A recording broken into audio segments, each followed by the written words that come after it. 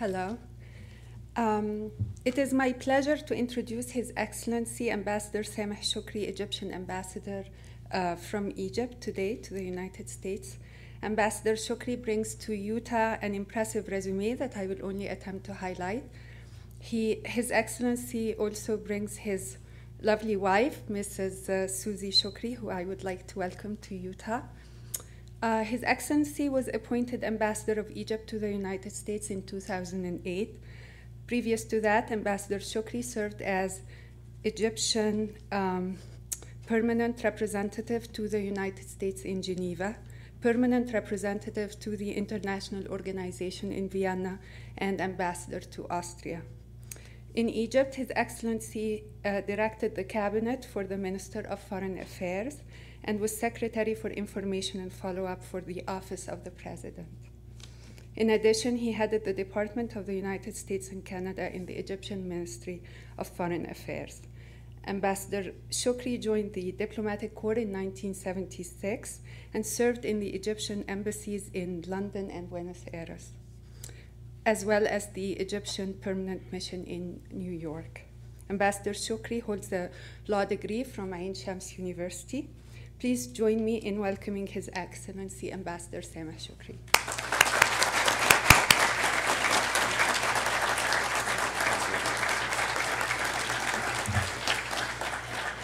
Well, thank you for the kind introduction, and I'm very happy, so as Susie is, to be here in Utah, and especially here at Brigham Young University. I extend also my thanks to everyone who has contributed in organizing this event and for the warmth of the reception since we have arrived in Utah. I'd also like to express my gratitude to Vice President Peterson and Director Ringer for making this occasion possible. Since I'm here with future politicians, practitioners of foreign policy, specialists in international relations, as I'm told that many of you study this and I believe will probably hope to carry on your professional lives in this field, I feel I'm speaking to colleagues rather than to university students, and I'll try to give you a little bit of our perspective as future colleagues, and hopefully that what you take away from here will be beneficial to you in your future professional careers. You're all grinded by the study of the history and current affairs and the diverse issues related to the Middle East, and I'll attempt to present Egypt's views on the current challenges in the pursuit of peace and stability in the Middle East and the greater Arab and Muslim worlds. A close examination of the special characteristics of this region is required to fully comprehend the dynamics behind the issues that constitute the priorities of international, regional, as well as U.S. agendas. Both old and more recent dangerous conditions in these areas are threatening global stability. The positive engagement of the U.S. along with Egypt's regional stature is essential in addressing these mounting hurdles. Yet we believe that the vision of peace is attainable, and just as scores of critical crises were resolved throughout modern history by concerted efforts of various nations to uphold the core principles of justice, freedom, and equality, it is our conviction that it is still in our ability to confront the most difficult of issues of our day. The current eruption of conflict and turmoil in the region underscores the necessity to undertake painstaking efforts by all the international partners alongside the United States. It also calls for expanding our collective toolbox, utilizing all of our resources to tackle the immense tasks that are in front of us. The key question remains is the manner by which we proceed. How can peace, stability, and prosperity be achieved in this troubled region of the Middle East? Ladies and gentlemen, justice brings peace. This, in my opinion, is the simple conclusion, for it is the plain crux of all of our undertakings, whether from a purely moralistic perspective or as a demonstration of interest-based realpolitik, the same purpose is served. Allow me to further elaborate.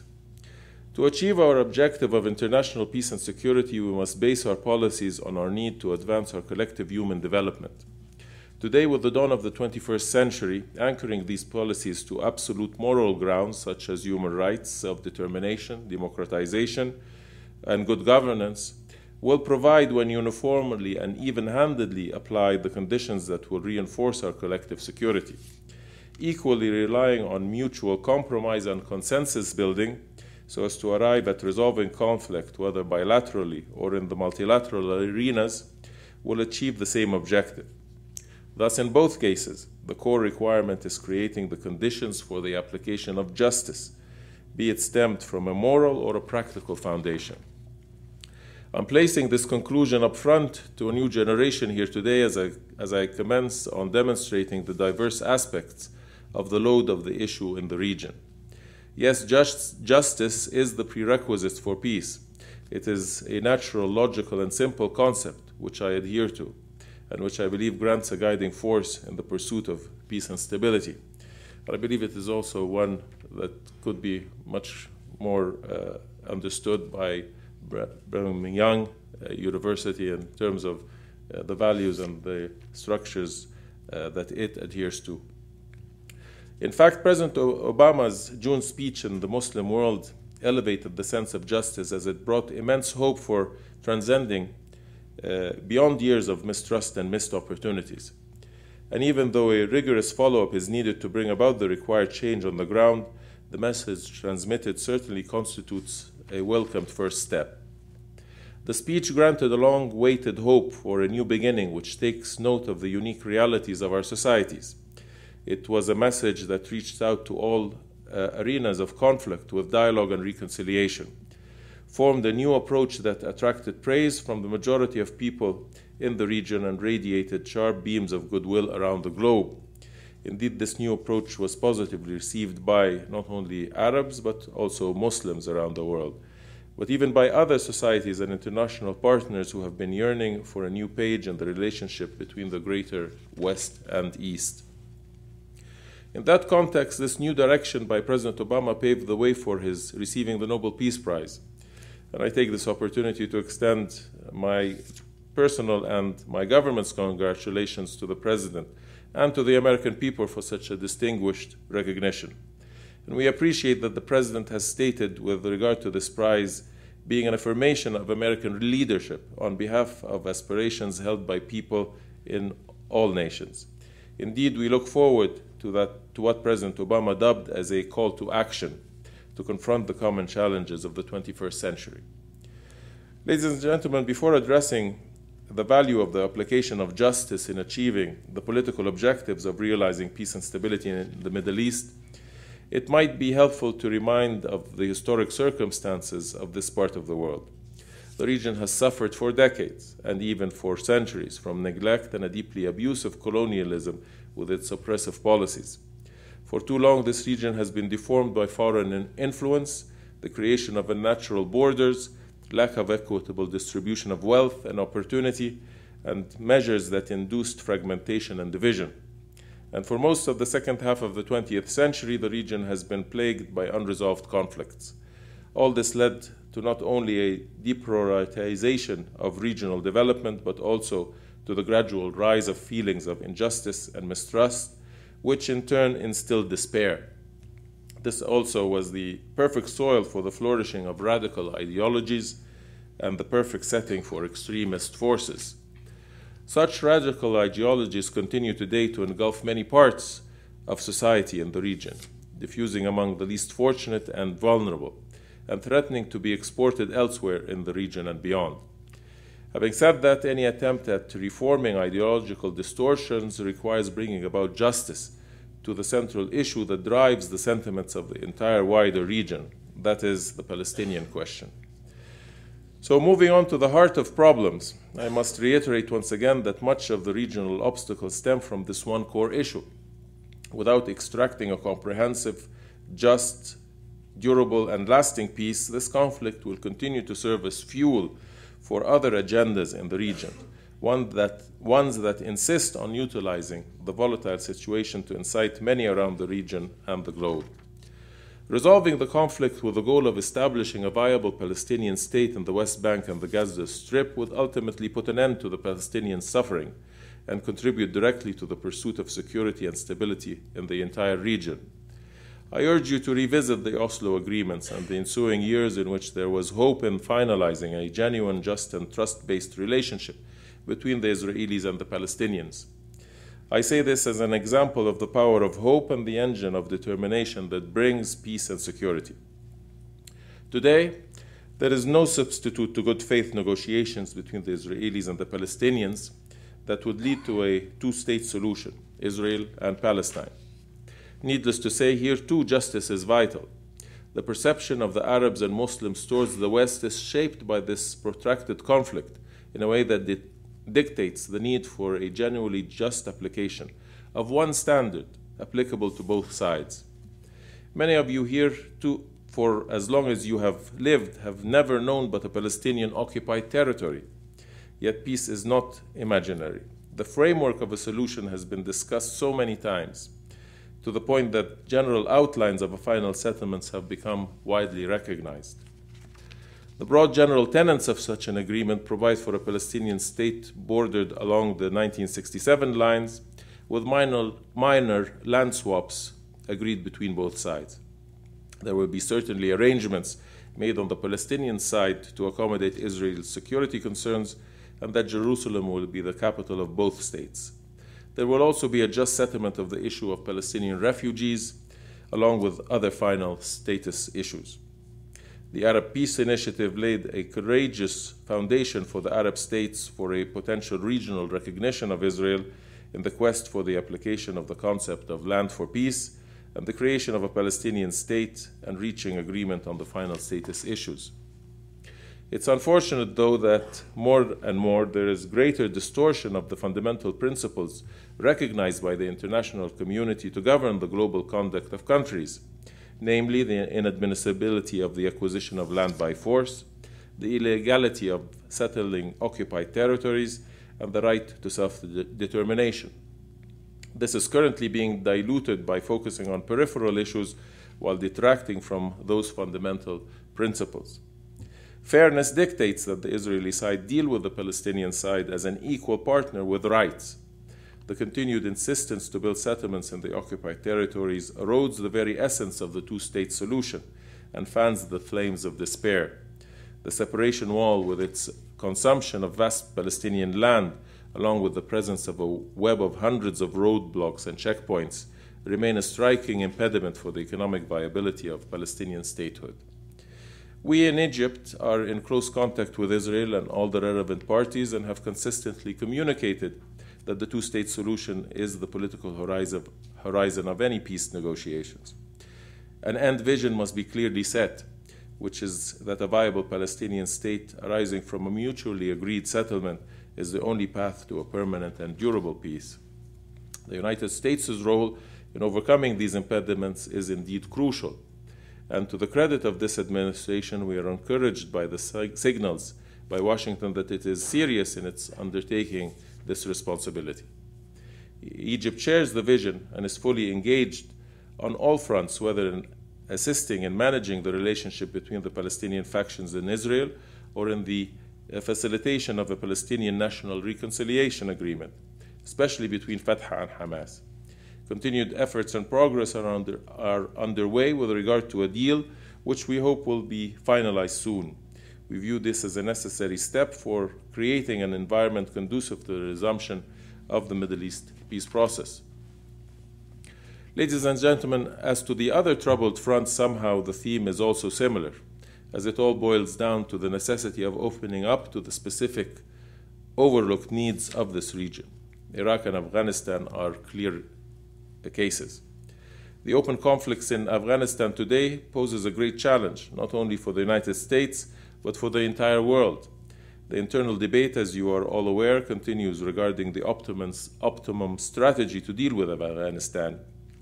Yet, while recognizing the role of the military dimension in providing stability, we share the view that a parallel, solid engagement in developmental efforts is key to strengthening the ability to counter extremist ideologies.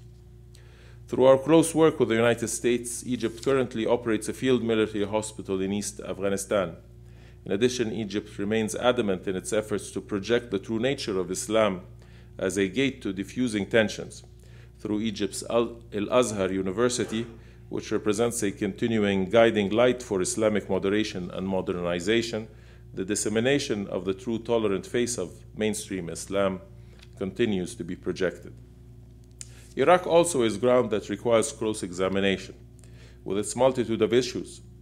As the U.S. continues to complete its total withdrawal plan, it is vital that this country does not witness any type of neglect. Any relapse will set the fragile achievements back to a scenario that surely no one wants to experience, again after years of investing in this country's security and stability. Iraq remains in many ways fertile soil for the destructive forces of backwardness. This is the prime challenge that must be kept in mind so as to close any political vacuum and cement the achievements that have been accomplished there. So justice is echoed once again here, as it is the pillar of any solution, while the seeds of extremism indeed are embedded in the daily injustices prevalent in the hotspots of the region. This therefore dictates work towards resolving these conflicts and the injustices that emanates from them, ridding extremists of their tools. Extremists like bin Laden are utilizing that same injustice for their own agendas. In his recent alleged statements, he was blunt in tying between 9/11 events and the ongoing Israeli occupation, thus adding proof to the kind of doctrine and reasoning that feeds such radical movements. The conclusion is that the main gate for changing the region's mindset towards the West is through the just resolution of conflicts in the region, the core of which is the Palestinian issue. Zooming in on the region shows other numerous open issues and obstacles which demonstrate signs of a wider conflict among a number of regional and international actors and their conflicting interests. This again is a manifestation of years of neglect. Yet the approach of dialogue which the Obama administration has embarked upon is indeed a positive step. With respect to Iran, the American engagement towards that country is a welcome step. Although Iranian efforts to expand its influence over the Arab world to serve its own political aims is alarming, we remain confident that dialogue and negotiations represent the most effective approach. The aim is to reach a resolution of the diverse dangerous issues of the region, among which is regional security and preventing the proliferation of nuclear weapons. Iran's regional and nuclear ambitions have caused a considerable level of concern and anxiety throughout the Middle East and the world at large. The tentative understanding, however, reached in Geneva with the UN Permanent Security Council members and Germany at the outset of this month is an encouraging sign. While Egypt rejects current Iranian ventures, it is important to note our position, which is that no country, including Iran, should possess nuclear weapons. In the same vein, I must equally express that it is the inalienable right of all states to acquire nuclear technology designed for peaceful purposes, according to the Non-Proliferation Treaty provisions and under the auspices of the IAEA. The NPT regime therefore needs strengthening through the affirmation of the treaty's universality, most notably with an emphasis on the region of the Middle East. As you probably may note, once again, the concept of justice is brought to light. Double standards have been applied in that regard for far too long, with the looming question of Israel's nuclear capabilities and its continuing rejection to adhere to the Non-Proliferation Treaty. In this case, it cannot be more apparent. One standard must apply for all. Israel must adhere fully to the NPT. Iran must cooperate fully with the IAEA. Hence, a nuclear weapons-free zone in the Middle East becomes a reality. In a wider disarmament context, it would be remiss if I failed to mention the latest Security Council Resolution 1887 on nuclear disarmament and non-proliferation, an event that was held at summit level. In theory, one can only welcome the deeper involvement of the Security Council in discharging its primary responsibility towards the maintenance of international peace and security. As such, there is no doubt that the resolution has established an important link between both nuclear non-proliferation and disarmament, a development we must encourage in attempting to bridge the gap that has prevailed over the last 40 years since the treaty's inception, due to the lack of seriousness among nuclear weapon states in compliance with the fulfillment of their Article 6 obligations of the treaty. From a practical standpoint, however, and very briefly, so as not to divert from the scope of today's topic, the resolution has not been immune from legal as well as political criticism. The basic premise revolves around what has been assessed as an attempt to legitimize alternative courses to circumvent the fundamental principles and rights that constitute the core of the global non-proliferation regime, as well as the three pillars of the NPT, namely disarmament, non-proliferation, and peaceful uses of nuclear energy. If the resolution is perceived as an effort primarily by the 5 nuclear weapon states to modify NPT provisions outside the framework of the treaty or replace the enshrined trade-off in obligations of the treaty between its parties so that the non-nuclear weapon states are required to continue to comply fully with its provisions and undertake additional measures while diluting the obligations of the nuclear weapon states through conditionality and acceptance of vague intentions, then the treaty's credibility and effectiveness will be surely eroded. In my view, this skepticism can only be soothed by keeping the focus on implementing the ultimate goal of the Security Council resolution, which is a world free of nuclear weapons. It is indeed a bold vision worthy of humanity at the beginning of this new millennium. Before I conclude, I must say that in the struggle to achieve regional peace, one must not also overlook internal challenges faced by many of the region's countries. Such challenges primarily pertain to political and socio-economic conditions and require focused efforts with a renewed commitment for cooperation in that regard. This must be based, though, on the recognized priorities of the states of the region and the national consensus that exists, as well as value structures defined by their particular experience. This is vital in the course of our pursuit of stability and sustainable peace in the region. Egypt indeed continues to strive to achieve its developmental goals in the political as well as economic fields, while focusing on promoting greater linkage to the outside world and exerting all possible efforts to elevate the quality of its elevate the quality of its human resources. The US and the West in general clearly can help the entire region. Continued investment in education and the promotion of foreign direct investment will provide for economic enhancement and upgrade in the platform of human development. Through educational scholarships, training programs, and increased assistance, especially in the field of technology and development, huge strides will be made. And finally, the region is craving for justice rather than political expediency. I hope we may all rise to the occasion and demonstrate our ability to transcend beyond narrow national objectives in pursuit of the common principles that are enshrined in our collective consciousness and human heritage. Thank you, and I wish you all continued success, whether in the academic field or in your future career endeavors. And I once again would like to thank the university for providing me this opportunity and for the hospitality with which we have been met. Thank you very much.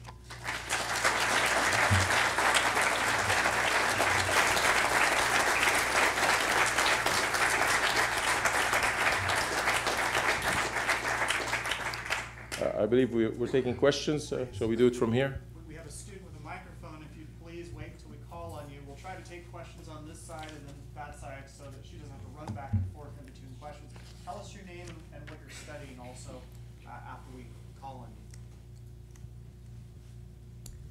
Hi, my name is Christy Boyce. I'm studying political science. Egypt, obviously, you're a lot closer to the situation that's going in Darfur than we are right now. And just from your perspective, I'd be interested to hear what you think should be going on over there, just because I feel like it's really dropped off the radar screen over here in the United States, and I don't want it to become another Rwanda. Well, thank you. I think we're fortunate that it's dropping off the radar screen, and if it is doing that, it's because the situation is quite different than what it was a couple of years ago. There is no longer, and this is not in our assessment, but in the assessment of the United Nations, there is no longer an ongoing military conflict of the size or the effect that was a few years ago. Having said that, that does not alleviate the problems associated with the humanitarian situation in Darfur. Vast amounts of people still are displaced, are living in refugees camp, and are totally dependent on foreign assistance. But the situation has to be stabilized, and Egypt, for its part, is doing everything possible in cooperation with the United States, with the newly appointed Special Envoy, General Gratian, and with other regional partners to find a political solution to the problems of Darfur. It still revolves around political ambitions, whether by the Sudanese government and its desire to maintain its Darfur as an integral part of the Sudan, or by separatist rebels in Darfur who are seeking to achieve independence, since they conceive that independence for Darfurians would be in their best interest. Now, again, this is a difference of opinions, ideas, and one which should be resolved through dialogue between the two sides. The dialogue was initiated in Qatar through their facilitations and good offices. There have been negotiations between the two sides to provide for a political solution and thereby totally do away with the still simmering conflict that might erupt again in wide-scale military activities. Unfortunately, those efforts have not been totally successful. There still remains a reluctance on part of the many rebel groups, first of all, to unite under one banner so as to speak with one voice, and second, to totally engage in the negotiating process. Some of it is due to the fact that they feel that staying outside the process and receiving a degree of sympathy from the outside world will strengthen their negotiating position in the future. We have tried to encourage them to engage in the negotiations and try to resolve this, extracting for the Darfurian people whatever grievances they might have with the Sudanese government and settling their dissatisfaction, or leading to any other solution. The Sudanese government in the comprehensive peace plan with the South did indicate a great deal of flexibility and accorded the Southern Sudanese the possibility of a referendum to decide their future association to the Sudan or their separation. So there's nothing to exclude that shouldn't be a similar model that could be applied in Darfur. Although the situation is different, and I don't think we can import a specific model in this case. The Darfurians are different from the South Sudanese in heritage and culture and in aspirations, and I'm sure that who they decide represents their best interest, whether it be the government, and there are those in Darfur who are closely associated to the Sudanese government, who are in opposition to the ideas of the separatists. But the final context is that we have to encourage the political process and reconciliation among them.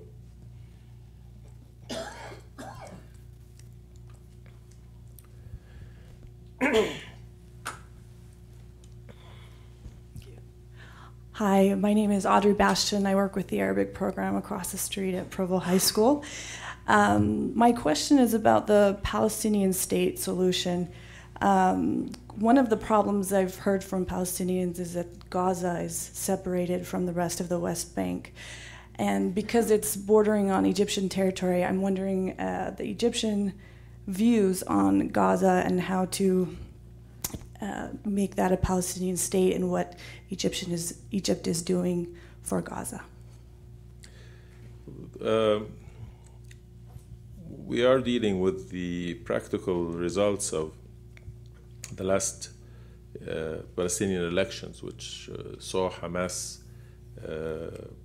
achieving a degree of recognition from the Palestinian population, and of course the unfortunate events of the dismantling of the coalition between Hamas and the Palestinian Authority, the military withdrawal but not control of Gaza by Israel, and the ensuing intervention or military intervention in Gaza of last December. All of which, and even before actually, with the takeover of Gaza by Hamas and the blockade that was imposed by the Israeli government on Gaza, has all created a situation of greater despair for those in Gaza and a complication to the unity of the Palestinian voice to continue in peace efforts. But having said that, we have to recognize the situation on the ground, and it is from a humanitarian perspective a very difficult one that we have tried to deal with, while maintaining our commitment to our obligations, our legal obligations to how the borders are managed. Egypt has only one border crossing into Gaza, that is the Rafah border crossing. It's primarily an individual border crossing. It's not designed for foods or commerce. But despite the fact, because of the length and the severity of the Israeli blockade, we have provided on many occasions freedom of access for both sides of the border, for humanitarian assistance going into Gaza and for Gazans coming out for purposes of medical care and education. We are bound to operate this border crossing within the context of the agreement between the Palestinian Authority, the Israeli government, ourselves, and the European Union. That border crossing should be operated under the supervision of the Palestinian Authority and the European Union, and the European Union is not, since Hamas took over there, present. So it's a complex and difficult legal situation with a lot of human ramifications. And we try to alleviate those ramifications as much as possible. But overall, there is nothing to preclude that still the idea is the creation of a Palestinian state both in Gaza and the West Bank. I don't think it would be helpful or viable for a Palestinian state to be established, or two Palestinian states to be established, one in Gaza and one in the West Bank. These are one people. They aspire to remain as one people. And whoever they might choose as their political representative, I don't think should be a matter that prejudices their ability to obtain their independence. And this is why Egypt has been working hard to try to reach a reconciliation of the Palestinians, whether Hamas or Fatah, and create again a unified position of the Palestinians. And at the same time, this necessarily would modify the policies of Hamas, would moderate their activity, bring them back to the political rather than the military side of the conflict, and hopefully encourage the Israelis to pursue peace talks. There is no viability for a separation between the two Palestinian entities, nor is there any acceptance from the Palestinian people themselves of this possibility.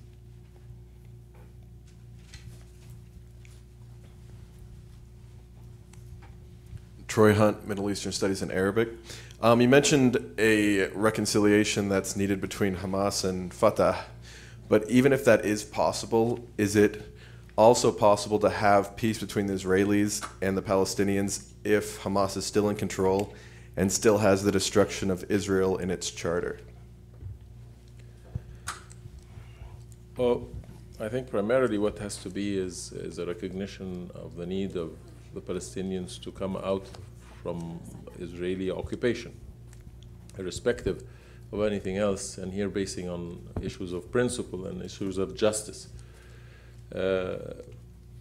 If currently Hamas advocates violence as a means to achieve that independence, if that independence and freedom of occupation was granted, then certainly the political ideology of Hamas to advocate for armed struggle, which is justified under international law in a situation like this, would not exist. So here I think we get ourselves into a vicious cycle. What comes first? But certainly it is the conditions that have projected this ideology, this policy in terms of Hamas in resorting to military activity, which must be addressed from its principled perspective.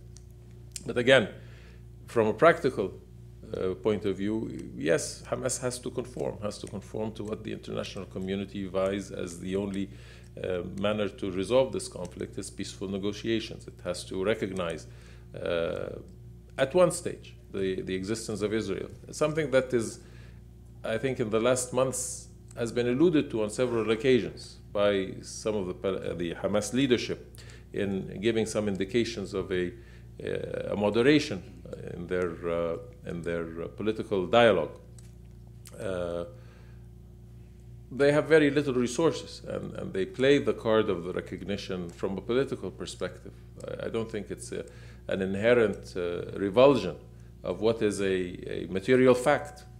Israel is part of the region, it will stay in the region, and there's no way to reverse the clocks of history. But politically, they hold out on some of these terms to extract political advantage in their negotiations, to be able to justify to their constituents their viability. And so the issues I think, have to be addressed in the overall context of the usual political expediency that might be demonstrated by any group of people trying to advocate a position on certain principles and with a certain objective, having the best interests of their constituents at heart, but also having their own vested interests as politicians and maintaining their status as leaders also at the forefront of their activity.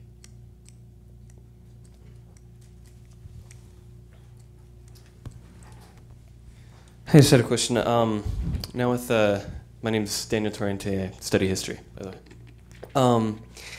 In the current situation now, which is going on in talks between Benjamin Netanyahu and Mahmoud Abbas, how much hope do you think there is that a deal can be brokered in the next, during the Obama administration or while Mahmoud Abbas is in power, and how much time do you think we have until maybe that window is lost? Not very long. Not very long. I think the window of opportunity that was opened with the advent of this administration and the emphasis that it put on the Middle East will not remain open for a very long duration. Palestinians are fed up with the situation. They are unhappy with their status. They are suffering from a sense of oppression and lack of freedom, and this necessarily escalates into hostility, as well as if there is no achievement in terms of the negotiations and the two-state solution. Already voices are starting to rise in the promotion of the one-state solution. This is a very unique situation where for the last 43 years people have been living under foreign occupation. I think this is the last case of foreign occupation existing in the world, especially at this dimension. 4.5 million inhabitants living under what they perceive as a foreign occupying force. And if they were to revert to integration into one state and the demand of their civil rights, I believe that many of you in this room would probably support that as a principle that you hold in terms of how your societies and how your government has developed and how your constitutional ideas have developed over time. But what would be recognized, and what some already say exists in this part of the world, and between the occupied territories and even within the borders of Israel itself, is that there is a growing status of apartheid being applied now in terms of non-equal rights, whether between Israeli citizens, being Jews or of Arab descent, whether Muslim or Christian, or between the inhabitants of what is Israel and the inhabitants of what are the occupied territories. So this is a very volatile situation that would probably lead to internal conflict. On the one hand, would deprive Israel of its Jewish nature on the other, and I think would be a complicating factor for the region.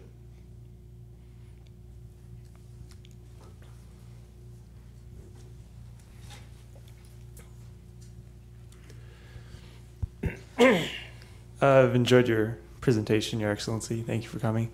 My name is Andrew Coleman. I'm an econ major.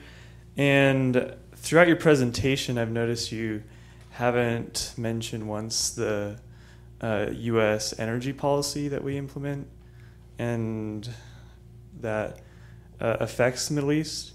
I find that noteworthy, and I wonder if that has little to no effect of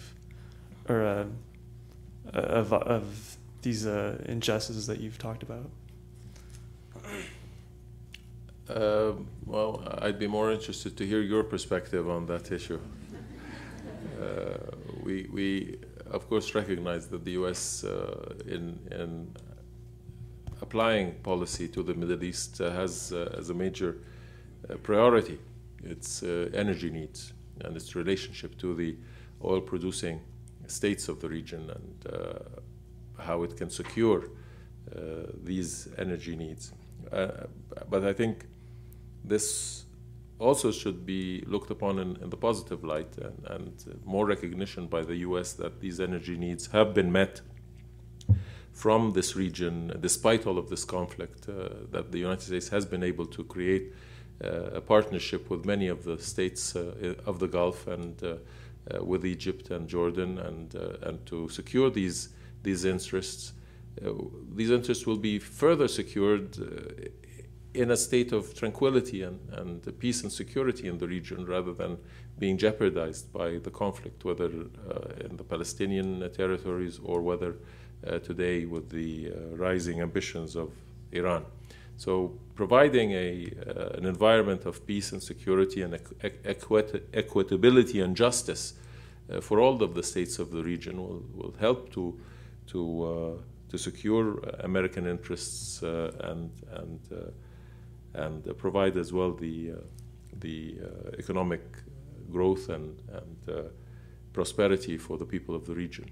So we want these interests to have a beneficial effect rather than a complicating effect.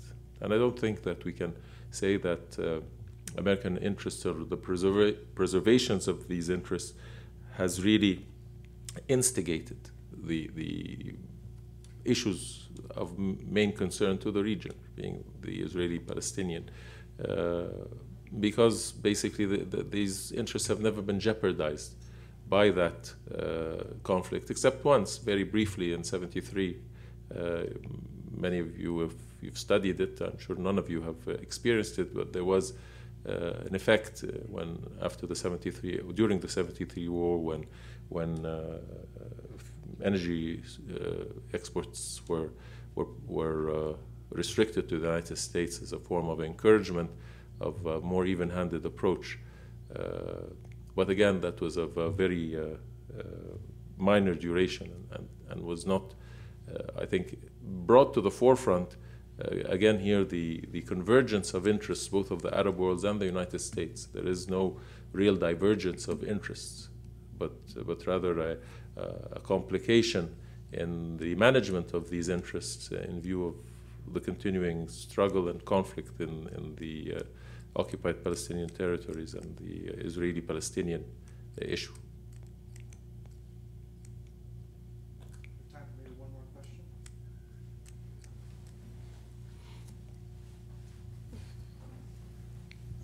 Hi, my name is Becky Hillstrom. I'm studying second language acquisition. My question is about Iraq. When you mentioned the U.S. timetable to leave Iraq, you said that you hoped that there wasn't any neglect that would happen during that time. And I was hoping you could expound or clarify on what Egyptians would see as neglect on the part of the United States as we pull out of Iraq. Well, thank you. Certainly trying to avoid the history of Iraq, because it's a complicated issue and one that would take up too much time, but looking at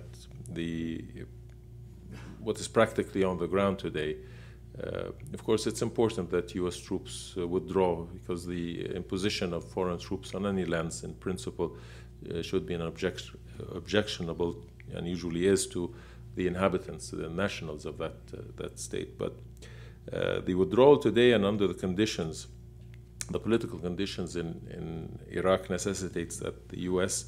Withdraws responsibly. And I think that has been the policy of the administration, that the withdrawal should be responsible, should not create a political vacuum in Iraq that would lead to civil strife, that the withdrawal should be, that during this interim phase that much needs to be done to reinforce the Iraqi government, provided the necessary capacity building to be able to maintain security, leave Iraq with a inclusive political system that incorporates all of the various factions, whether Shiite, Muslim, Kurds, or others, into the political dimension, and ascertain that the majority will not be in an oppressive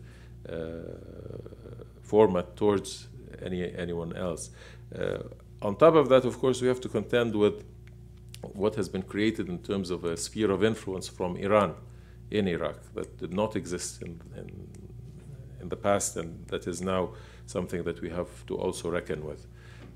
So that is the important issue, that there is no vacuum created, that the government is capable of maintaining security and continuing to govern Iraq in an equitable fashion, in an inclusive fashion, and that the rivalries that once the American troops are gone do not boil over into a civil conflict that will have its repercussions beyond the borders of Iraq and be utilized by others for their particular agendas, among them, of course, Iran.